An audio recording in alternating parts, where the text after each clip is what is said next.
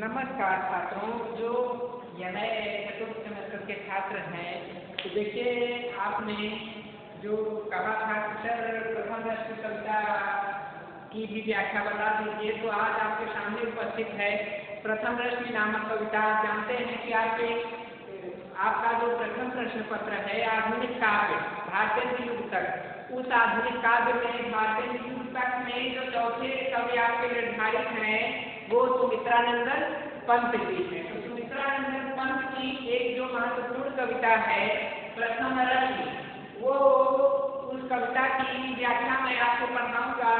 सबसे पहले मैं इन पंक्तियों को पढ़ता हूँ कि प्रथम रश्मि का आना रंगे तूने कैसे पहचाना, कहाँ कहाँ है बाल विहंगे, पाया तुमने यह गाना, सोई थी तुम स्वप्न नीर में, पंखों के सुर में टिकर कूद रहे थे गुंबद्वार पर प्रहरी से जुगनू नाना, सच किरणों से उतर उतर कर मुंह पर काम रूप नवचर चुम नवल करियों का मृदु सिखा रहे थे मुस्काना, प्रथम रश्मि का आना रंगे तूने कैसे पहचाना। जब हम पंक्तियां पढ़ लेते हैं छात्रों, तो पंक्तियों को पढ़ने के बाद हम संदर्भ देते हैं। देखिए प्रस्तुत पंक्तियां प्रसिद्ध छायावादी कवि और प्रकृति के सुकुमार कवि सुमित्रानंदन पंत द्वारा रचित प्रथम रश्मि नामक कविता से अवतरित है। अब प्रथम रश्मि नामक कविता जो है यह कैसी कविता है, इस पर देखिए प्रथम रश्मि जो कविता है यह अत्यंत ही मनोहारी कविता है और इस कविता में भोर के समय का वर्णन करते हैं। प्रसंग क्योंकि बता रहे हैं तो कवि प्राचीन काल में या भोर के समय चिड़िया कैसे चहचहाती हैं और चिड़ियों के जो नवीन रूप और रंग हैं वो कहाँ पाए जाते हैं, इस पर कवि बहुत अचंभित होता है और उन चिड़ियों को चहचहाने का वर्णन करते हुए पंत जी बोल उठते हैं कि प्रथम रश्मि का आना रंगी तूने कैसे पहचाना। प्रथम रश्मि यानी रात के बाद पहली भोर के आने की सूचना हे रंगीन तुम्हें कौन दे रही है। सूरज की पहली किरण धरती पर करते ही छोटी छोटी चिड़िया अपने घोंसलों में चहचहाने लगती है। तो पंत जी को आश्चर्य होता है कि उन छोटी छोटी चिड़ियों को भोर की पहली किरण के आने की सूचना कैसे हो जाती है और ये अपने कोमल कंठ से सुरीले गीत कैसे फूट पड़ते हैं इनसे, जो रात के समय चिड़िया अपने जो छोटी चिड़िया होती हैं वे अपनी माता के पंखों में छिपकर सोई हुई होती हैं। उन्हें आखिर कहाँ से यह दृश्य दिखाई पड़ जाता है। प्रथम रश्मि का आना, प्रथम यानी पहली बार, रश्मि यानी रात्रि का, अंतिम जो पहर है या दिन का जो पहला पहर है, सूर्य का की जो पहली किरणें हैं का आना आने की सूचना रंग बिरंगी सूचना तूने कैसे पहचाना। अर्थात सूर्य की पहली किरण आने से पूर्व की सूचना हे चिड़ियों तुम्हें कैसे मिल जाता है और तुम कैसे पहचान लेती हो कि सूर्य की पहली किरणें आने वाली हैं। अर्थात तुम रंग बिरंगी हो क्या, सूर्य के रंगों से पूर्व ही तुम भाप ले रही हो कि सूर्य का रंग आने वाला है। और क्या, कहाँ कहाँ है बाल विहंगे, यानी हे चिड़ियों तुम कहाँ कहाँ तक विस्तृत हो और कितनी दूर दूर तक तुम्हारी बात, तुम्हारे विचार, तुम्हारी आकांक्षाएं चारों तरफ फैली हुई हैं। ये बात रूपी चिड़िया तुम इतना ज्यादा विहंगम अर्थात विस्तृत और व्यवस्थित बातें कहाँ से तुम्हें पता चल जाती है। पाया तुमने ये विहंगम, तुम आश्चर्यचकित करने वाले हे पक्षी, तुम लोग छोटे छोटे हो और तुम इतने मधुर मधुर गीत कहाँ से प्राप्त कर लेते हो, ये सब तुम्हें कहाँ से मिल रहा है, ऐसा किसी कोई तो बात होगी कि तुम्हें इतनी अच्छी अच्छी विस्तृत कविताएं मिल जाती हैं।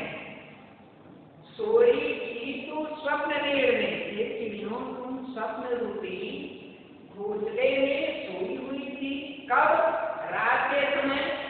स्वप्न नीर यानी घोंसले में, तुम स्वप्निल घोंसले में रात में सोई हुई थी, पंखों के सुख में छिपकर। और तुम कैसी थी? पंखों के सुख में तुम छिपी हुई थी। पंखों का जो सुख होता है उस सुख में तुम छिपकर सोई हुई थी। यहाँ क्या बता रहे हैं कि रात को जब शाम हुई थी तो हे चिड़ियों, तुम अपनी माँ की गोद में, माँ के पंख में, पहले तो घोंसला था, घोंसले के ऊपर से तुम्हारी माँ का पंख था, उस पंख में तुम लोग छिपकर सोई हुई थी।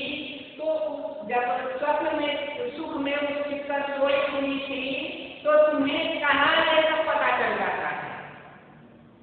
आगे कह रहे हैं कि ऊँघ रहे थे घूम द्वार पर, ऊँघ रहे थे यानी जम्हाई ले रहे थे घूम द्वार पर, द्वार के चारों तरफ घूम घूम कर जम्हाई ले रहे थे। कौन ले रहा था? प्रहरी के समान। कौन? जुगनू नाना। जुगनू यानी रात के समय प्रहरी जो होते हैं वो तुम्हारे प्रहरी जुगनू लोग होते हैं। अब देखिए यहाँ कैसी बात बता रहे हैं पंडित जी कि मानव की रखवाली करने के लिए प्रहरी रखा जाता है कि रात में जो पहरा दे उसे प्रहरी कहा जाता है। तो मानव की रखवाली करने वाला प्रहरी कैसे रखवाली करता है? और बीच बीच में वह टॉर्च से प्रकाश जलाता है, प्रकाश करता है, उसी तरह ही तुम क्या हो? प्रहरी से, यानी जब सब सो रहे थे, खर्राटे ले रहे थे, उनका है कि जम्हाई ले रहे थे और सो रहे थे, तो तुम लोगों की रखवाली करने के लिए जुगनी थे। जैसे प्रहरी रात के समय समय पर अपने टॉर्च से रोशनी फैलाते रहते हैं चारों तरफ, वैसे ही जुगनू समय समय पर अपनी टॉर्च जलाता रहता है तुम्हारे घोंसलों के चारों तरफ। सच किरणों से उतर कर, सच यानी चंद्रमा की किरणों से नीचे उतर कर मुंह पर काम रूप नमकर, कि चंद्रमा की किरणों के माध्यम से जो कामुक व्यक्ति थे वे अपनी भावनाओं में बने हुए थे और आकाश से उतर कर वे मुंह पर जगह जगह आराम कर रहे थे। चूम नवल कलियों का मृदु सिखा रहे थे मुस्काना। और क्या हो रहा था कि जो रात के समय पहरा देने वाले पहरे जैसे टार्च से रोशनी चारों तरफ फैलाते हैं, वैसे चांद की किरणों की डोरी के सहारे तरह तरह के आकार प्रकार वाले बादलों के टुकड़े धरती पर आकर वृक्ष और लताओं पर लगी हुई कलियों का मृदु यानी कोमल कोमल दूध का चुंबन कर रहे थे। और उन कलियों को ऐसा लगता है कि वे उन कलियों को प्यार कर जीवन का सुख लेने की शिक्षा देते थे। तो ये बातें यहाँ पर पंत जी ने व्यक्त की हैं। अब देखिए जब हमारी व्याख्याएं हो गई तो व्याख्याओं के बाद हम क्या लिखते हैं? व्याख्याओं के बाद हम काव्य सौंदर्य लिखते हैं। तो काव्य सौंदर्य में देखिए क्या क्या बातें हैं। प्रथम रश्मिका आना रंगीन सुनने कैसे पहचाना, कहाँ कहाँ से बाल विहंगी पाया तूने यह गाना। देखिए यहाँ पर आश्चर्यजनक बातों का समावेश होने के कारण सादृश्य सूचक अलंकारों का सुंदर प्रयोग यहाँ पर हुआ है। अब देखिए उपमा अलंकार में कैसे करते हैं कि उपमा अलंकार का प्रहरी से, देखिए साथ ही समता समानता जहाँ आए है कि प्रहरी के समान जुगनू भी तुम्हारे चारों ओर घूम रहे थे, तो वे पक्षी है, पक्षियों के बच्चे हो, तुम लोगों ने कहाँ से सुंदर सुंदर गीतों को गाना सीखा। मृदु मुख कोमल मुख, यहाँ पर देखिए मृदु मुख चंद्रमुख, कौन सा अलंकार? रूपक अलंकार की सुंदर योजना है। भाषा इसकी कैसी है? सरल सहज प्रवाहमयी खड़ी बोली का उपयोग किया गया है। इसके बाद अगली पंक्ति है, इसके बाद देखिए पंच जी क्या कहते हैं। पंच जी कहते हैं कि स्नेहहीन तारों के दीपक, कैसे तारों के दीपक में? स्नेहहीन है। तारों के दीपक शांत शून्य के तर के पास विचर रहे थे स्वप्नावनी में, तमने था मंडप ताना, फूक उठी सहसा तरुआती, रात्रि स्वागत का गाना, किसने तुमको अंतरे आने बतलाया उसका आना। कहाँ कहाँ के बालू पाया तुमने यह जाना। ये बात यहाँ पे कर रहे हैं। देखिए सबसे पहले पंक्ति के बाद पंक्ति का संदर्भ। तो पंक्ति का, इन पंक्तियों का संदर्भ क्या है? प्रस्तुत पंक्तियां सुमित्रानंदन पंत के श्रेष्ठ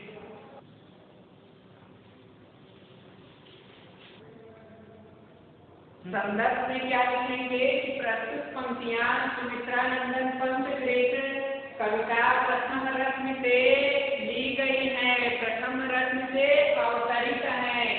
प्रसंग में क्या लिखेंगे? प्रसंग में लिखेंगे कि इन पंक्तियों में पंत जी प्रातः काल के समय चिड़ियों के चहचहाने का वर्णन करते हुए कहते हैं या लिखते हैं। क्या लिखते हैं? ये लिखते हैं कि स्नेहहीन तारों के दीपक, तारों के दीपक कैसे हो गए हैं? तो तारों के दीपक स्नेहहीन हो गए हैं, यानी प्रेम करने वाले अब नहीं रहे हैं। वे कैसे हो गए हैं? दुरूह हो गए हैं, घृणा करने वाले हो गए हैं। जो रात्रि से प्रेम करते थे अब रात्रि से प्रेम करने वाले नहीं रह रहे हैं। अर्थात क्या बात है इसमें? तारों की जो चमक है वह अब धीरे धीरे धूमिल हो रही है, कम हो रही है। ये बता रहे हैं पंत जी। क्या होता है? श्वास शून्य के स्तर के पास, श्वास शून्य यानी जिनकी श्वास निकल ही नहीं रही थी, श्वास से शून्य हो चुके थे। स्तर यानी वृक्षों के पात यानी पत्ते, वृक्षों के पत्ते कैसे हो गए थे? तो सांस से विलीन हो गए थे, जिसमें सांस ही बिल्कुल नहीं रह रही थी। ऐसे तक के यानी वृक्षों के पत्ते हो गए थे। फिर आगे क्या कहते हैं कि स्नेहहीन तारों के दीपक, स्नेहहीन यानी जैसे बिना तेल के ही दीपक जले तो वह बहुत ही जल्दी बुझ जाता है। उसी तरह से तारों के दीपक आकाश में वैसे ही टिमटिमा रहे थे। हवा कैसी थी? एकदम स्थिर थी, श्वास शून्य थी। हवा यानी शून्य थी। और क्या था? तल के पार यानी वृक्षों के जो पत्ते थे उसमें एक भी पत्ता दोलन नहीं कर रहा था, पत्ता हिल बिल्कुल नहीं रहा था, एकदम एक ही जगह पर स्थिर रहा था। वो पत्ता ऐसा पत्ता था। और क्या कह रहे हैं कि विचर रहे थे स्वप्नावनी में, विचर रहे थे यानी विचरण कर रहे थे। स्वप्न यानी स्वप्न में, पाप में, इसे उर्दू में कहते हैं अवन, यानी पृथ्वी पर, आकाश पर, पृथ्वी पर विचरण कर रहे थे। क्या? स्वप्न। जैसे जब भोर आने को होती है तो जो मनुष्य होता है उसे अनायास ही घोर निद्रा आने लगती है, बहुत गहरी नींद आदमी को आने लगती है। तो वो कहते हैं कि जो गहरी निद्रा आती है वह क्या थी? वह विचरण कर रही थी, चारों तरफ फैल रही थी। स्वप्नावनी में यानी स्वप्न रूपी संसार में चारों तरफ वह फैल रही थी, स्वप्निल लोगों के मन में फैल रही थी, यानी धरती के निवासियों की आंखों में सुख के सपने तैर रहे थे। और क्या था, ऐसा लग रहा था कि आसपास का सारा क्षेत्र अंधकार रूपी मंडप में डूब गया हो। समय यानी अंधकार रूपी मंडप, अंधकार के मंडप का यानी मंडप बना रखा हो, घर बना रखा हो कि जो पृथ्वी पर निवास करने वाले मनुष्य थे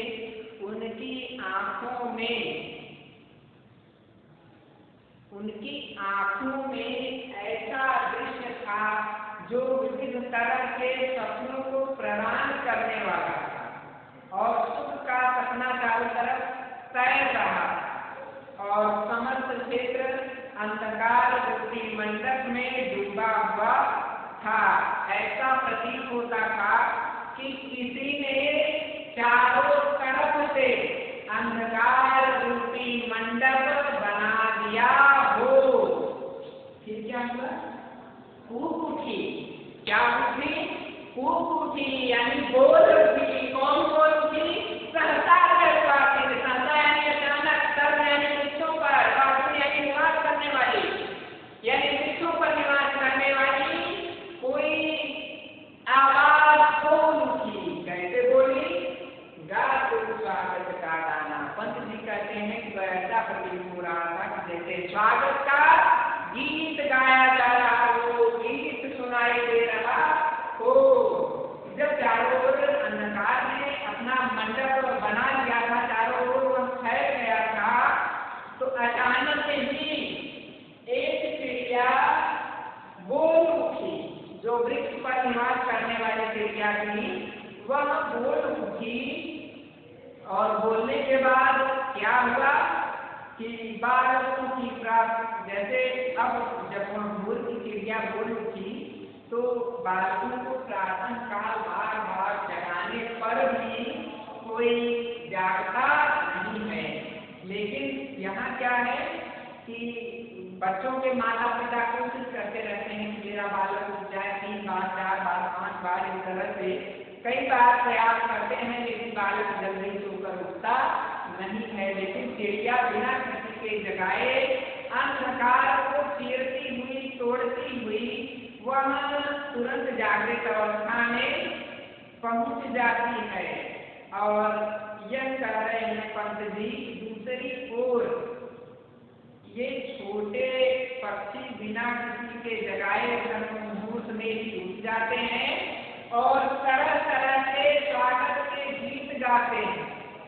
आखिर इन छोटे छोटे पक्षियों को भोर के पहली किरण की सूचना कैसे मिल जाती है? क्या कितने तुमको अंतर्यामी की ये कैसे स्वागत गीत गाते हैं? कितने इन अंतर्यामियों को इस तरह के प्यारे गीत गाने का निमंत्रण दिया है? क्या ये अंतर्यामी ने क्या कि इतने प्यारे प्यारे गीत रात के समय गाते रहते हैं जब भोर आने वाली होती है तभी, और न तो उन्हें कोई जगाता है न तो कोई उन्हें प्रेरित करता है। निस्वार्थ भाव से ये उठकर तरह तरह का गीत गाते हैं। तो देखिए इस पंथ में पंत जी का भाव क्या है? उनका भाव यह है कि जैसे कि सुबह हुआ, आकाश में सारे हल्के हल्के बिना तेल का दीपक जैसे टिमटिमार हो वैसे टिमटिमाता रहता है। तो उस समय सारा क्षेत्र अंधकार से डूब जाता है और डूब जाने पर बिना किसी के जगाए स्वार्थ भाव से पक्षियों के छोटे छोटे बच्चे अचानक ही उठ जाते हैं और उठ करके जब गरीब गीत गाते हैं वो लगता है कि सुबह होने का स्वागत कर रहे हैं। वो अंतर्यामी है क्या पक्षियों के बच्चे जो इतने मधुर मधुर गीत गाते हैं और उनके जो गीत हैं अत्यंत अद्भुत हैं, अपूर्व हैं और श्रेष्ठ गुणों से युक्त हैं।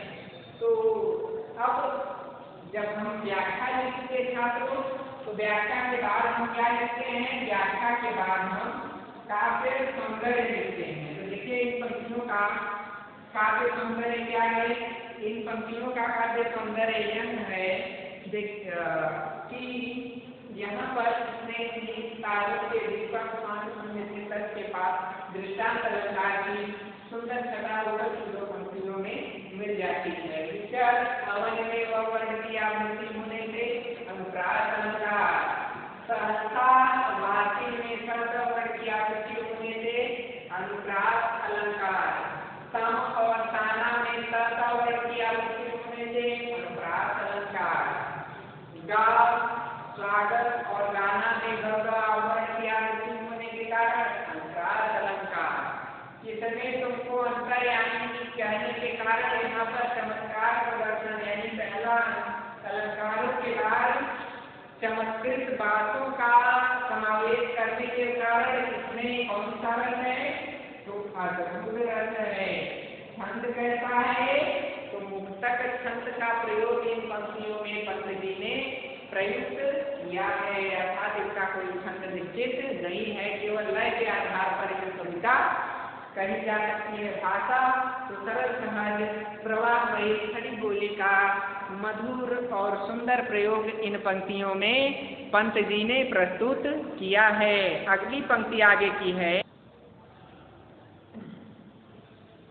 आगे पंत जी कह रहे हैं कि निकल सृष्टि के गर्भ से छाया तन बहु छाया चक्र रच रहे थे चला तुमको ना माना छिपा रही थी मुख सचिवाला निज के धन से होत्री कमल रोड में बंदी खाए कोक शोक से दीवाना कोक शोक से दीवाना मूर्छित थी इंद्रियां सब जड़ चेतन सब एकाकार शून्य विश्व के कुछ में केवल सांसों का आना जाना तूने भी पहले बहुदर से गाया जाकर का गाना त्रियुग सौरभ का संचारी गूंज दिया ताना बाना गूंज दिया ताना बाना कहाँ प्रथम रश्मिका अनारंभ तूने कैसे दर्शाना कहाँ कहाँ से बाल गिर पाया तूने यह जाना।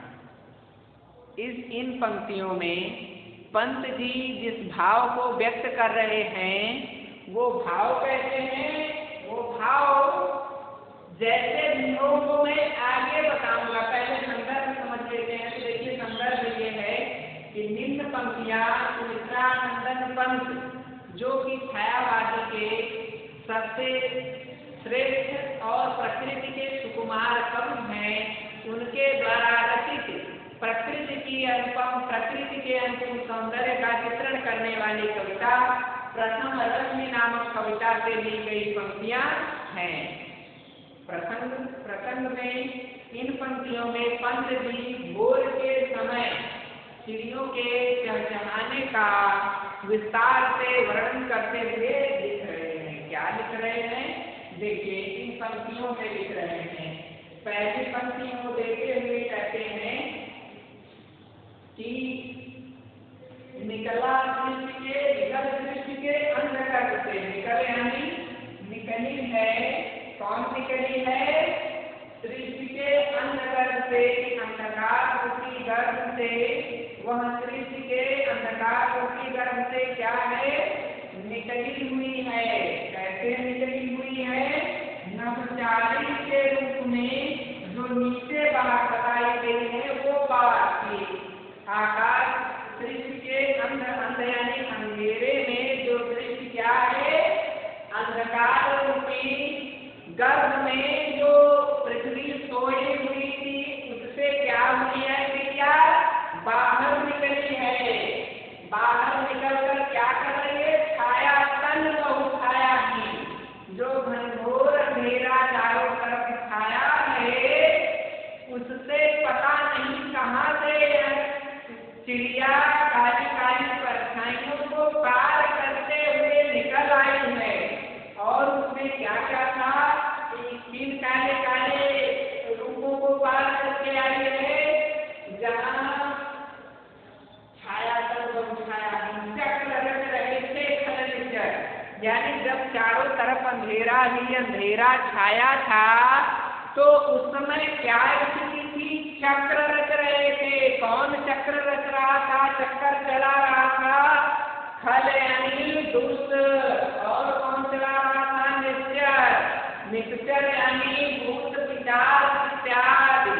क्या कर रहे थे? वे अपनी मंडली चला रहे थे। कब? रात के समय। रात के समय क्या हो रहा था कि दुष्ट और भूत पिशाच इत्यादि का साया जब चारों तरफ फैला हुआ था, चला तो ना माना। जैसे ही इस बाल चिड़िया ने बोला और चारों तरफ चिड़िया बोलने लगी, तो उसके खाने के बाद जो चक्र रचा जा रहा था भूत पिशाचों का कि डरावना चक्र लोगों को डराया जाए, और जो दुष्ट होते हैं, जो डकैत होते हैं, वे लोगों को लूटने का जो कार्य कर रहे थे, वे सोचे कि अब दिन हो रहा है, अब यहाँ से हटा जाए। और जो कुप्रवृत्ति वाले लोग थे, जो चोरी करने वाले लोग थे, वे भी चिड़ियों की आवाज सुन करके तुरंत ही बाहर निकल जाते हैं कि अब हम चोरी कर रहे हैं, पकड़े जाएंगे। तो इस कारण से जो कुचक्र चल रहा था दुष्टों का और भूत पिशाच इत्यादि का, इस बाल चिड़िया ने मात्र एक छोटा सा गीत क्या गा दिया कि पूरा संसार ही जागृत अवस्था में पहुंच गया। इन चारों पंक्तियों का भाव क्या है? भाव यह है कि रात के समय जब तक कुछ अंधेरे में डूबा रहता है, तो उस समय पता नहीं कहां से निकल कर अनगिनत काली काली परछाइयों वाले भूत प्रेत बेताल इधर उधर घूमते और जादू टोना चलाते रहते हैं। लेकिन जैसे ही क्रिया बोलती है, तुरंत ही इनका कुचक्र समाप्त हो जाता है। टोना तंत्र मंत्र सब समाप्त हो जाता है। और क्या होता है? क्रिया के बोलने से, आवाज बोलने से छिपा रही थी मुख सचिवाला की अब चंद्रमा जो है वो थक गया है, इसलिए जमुनाई ले रहा है, इसलिए सोने का प्रयास कर रहा है कि थका हुआ सारे लिए एकदम थक गए हैं। चंद्रमा भी एकदम थक गया है। नीति के तरफ से सोच रही थी कि रात में चंद्रमा कैसे थका है? नीति के श्रम से होत रही थी कि रात भर जो उसने इधर से उधर चक्कर लगाया है, उस चक्कर के कारण उसकी श्री क्या है, उसकी संपत्ति क्या है? तो चंद्रमा की संपत्ति मंद मंद प्रकाश करना है, तो वो संपत्ति भी चंद्रमा की अब नष्ट हो गई है, यानी वह थक गया है। कमल कोड में बंदी था हल, जो रात को भोरा कमल नाग में फंसा हुआ था, अब वह क्या है? वह अपाहर निकल रहा है। और क्या है? चकवा चकवी जो पक्षी होते हैं, ये जैसे रात में कुछ अगर रात में बिछड़ जाते हैं, गुम होने पर एक दूसरे से मिलते हैं, तो शोक से दीवाना चकवा चकवी भी एक दूसरे से मिलने लगते हैं। भौरा जो कमल फूल के फूल में बंद था, वह बाहर निकल जाता है। चकवा चकवी जो दूसरे से दिन के आगमन की सूचना पाकर वे इसी आकांक्षा में जीवित रहते हैं कि अब सुबह हो गई है, अब हम दोनों मिलेंगे। मूर्छित की इंद्रियां एकदम भीतर, मूर्छित की इंद्रियां यानी इंद्रिया क्या हो चुकी थी? मूर्छित हो चुकी थी, नष्ट हो चुकी थी। संसार जैसा था, आश्चर्यचकित था, जड़ चेतन सब एकाकार। जड़ यानी लोग स्थिर थे और अस्थिर जो लोग थे, रात के कारण मनुष्य क्योंकि सजीव है, चेतन है, लेकिन रात के समय जो जड़ है एक जगह पर स्थिर है, निर्जीव है, वो तो स्थिर रहता है, लेकिन मनुष्य भी एक जगह जो स्थिर था, भोर के आगमन पर वह धीरे क्रिया करके उठकर चहल करने लगता है। शून्य विश्व के उसमें केवल सांसों का आना है, यानी रात के समय जड़ और चेतन, निर्जीव और सजीव सभी समान हो जाते हैं।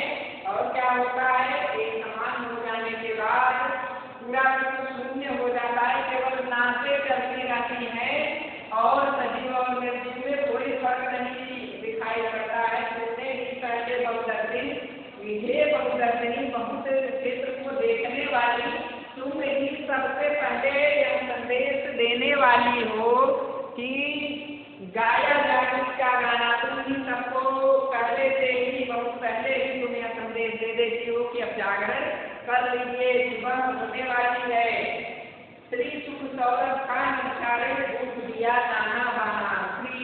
श्री सुख यानी धन संपत्ति का सुख, यानी मनुष्य जो है, जैसे ही तुमने भोर होने की सूचना दी, तुरंत वे अपने जागने के बाद चारों ओर सक्रियता करने लगते हैं। अब धीरे धीरे विश्व भी जागकर अपने कार्य में संलग्न हो जाता है और सब और क्या हो जाती है, समृद्धि स्त्री सुख आ जाता है। स्त्री यानी संपत्ति का सुख चारों ओर व्याप्त हो जाता है। भाव क्या है कि भोर के समय जो चिड़िया कहीं उठती है, तो जो निर्जीव और सजीव प्राणी जो एक तरह से केवल सांसें चल रही थी, अंदर केवल इतना था, जैसे भोर की सूचना चिड़िया ने दी, बाल पक्षी ने दिया, सब चैतन्य हो जाते हैं। सब चारों तरफ एक ही बात फैलाते हैं, वो है चेतनता। चेतनता और अपने कार्य में संलग्न होकर पूरे विश्व को धन संपत्ति से परिपूर्ण करने लगते हैं। जब हमारी व्याख्याएं हो गई छात्रों, व्याख्याओं के बाद हम क्या लिखते हैं? व्याख्याओं के बाद हम काव्य सौंदर्य लिखते हैं। तो काव्य सौंदर्य में क्या लिखेंगे? काव्य सौंदर्य में हम यह लिखने वाले हैं कि इन पंक्तियों में सादृश्य मूलक अलंकारों का प्रयोग हुआ है, कल्पना का कोमल विलास प्रयुक्त हुआ है और लक्षणा शब्द शक्ति का प्रयोग हुआ है। किस शब्द शक्ति का? लक्षणा शब्द शक्ति का। अलंकार कौन है? सादृश्य मूलक यानी समता और समानता व्यक्त करने वाले अलंकारों का सुंदर समायोजन है, चमत्कार प्रदर्शन भी है। और देखिए इसमें अलंकार को हम बोलते हैं तो कमल क्रोध रेखा की आवृत्ति, और फिर इसके बाद जब हम आगे चल के खोजने का प्रयास करते हैं तो शोक और शोक में कमल की आवृत्ति, और फिर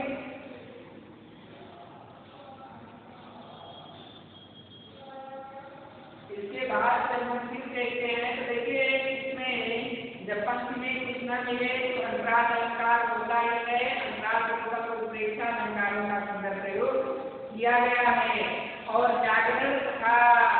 जागरण के माध्यम से नवीन चेतना दृष्टि की ओर भी लोगों का ध्यान आकर्षित करने का प्रयास पंडित ने किया है। और इसकी भाषा सरल सहज प्रवाहमयी खड़ी बोली का सुंदर प्रयोग पंडित जी ने किया है। आज के इस वीडियो में इतना ही। आगे जब मिलेंगे तो आगे की बात पर चर्चा करेंगे। तब तक के लिए नमस्कार।